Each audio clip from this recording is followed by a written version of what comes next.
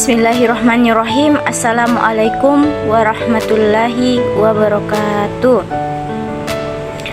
Rabbi shrah li sadri wa yassir li amri wahlul 'uqdatam min lisani yafqahu qawli. Alhamdulillahi rabbil alamin, wassalatu wassalamu ala asyrafil anbiya'i wal mursalin sayyidina Muhammad wa ala alihi wa sahbihi ajmain, amma ba'd.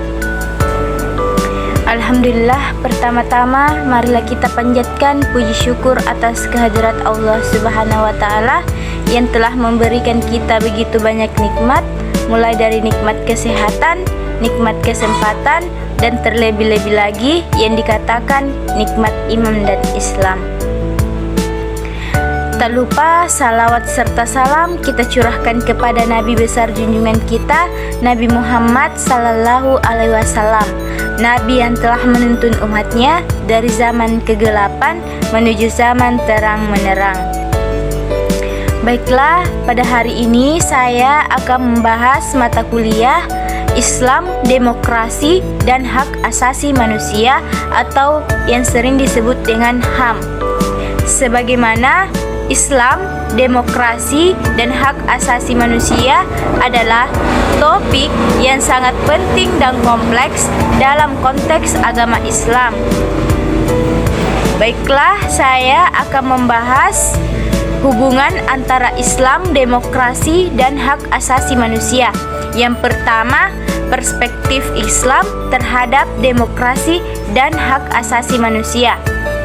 Dalam Islam, demokrasi dan hak asasi manusia memiliki prinsip-prinsip yang penting seperti keadilan, musyawarah, dan kewajiban asasi.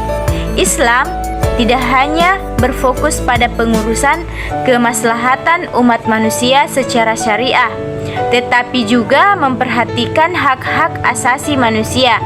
Dalam beberapa sumber seperti dikemukakan bahwa Islam memiliki perspektif sendiri terhadap demokrasi dan hak asasi manusia yang berbeda dengan konsep yang dikembangkan di Barat. Poin kedua, membahas tentang korupsi sebagai ancaman hak asasi manusia.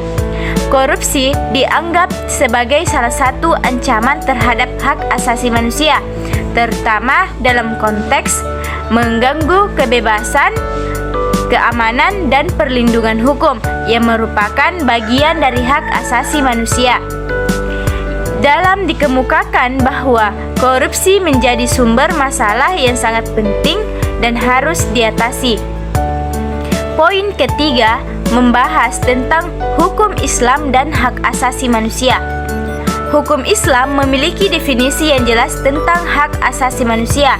Hukum Islam tidak hanya berfokus pada pengurusan kemaslahatan umat manusia secara syariah, tetapi juga memperhatikan hak-hak asasi manusia. Dalam hukum Islam memiliki sumber yang jelas dalam Al-Quran dan hadis, serta memiliki definisi yang jelas tentang hak asasi manusia.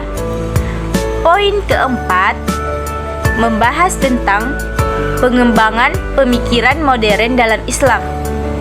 Dalam beberapa sumber seperti dikemukakan bahwa Islam memiliki prinsip-prinsip yang penting dalam pengembangan pemikiran modern seperti keadilan, musyawarah, dan kewajiban asasi.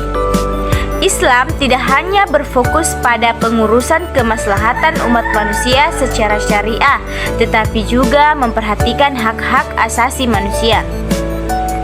Dalam sintesis materi Islam, demokrasi, dan hak asasi manusia menunjukkan bahwa Islam memiliki perspektif sendiri terhadap demokrasi dan hak asasi manusia yang berbeda dengan konsep yang dikembangkan di Barat.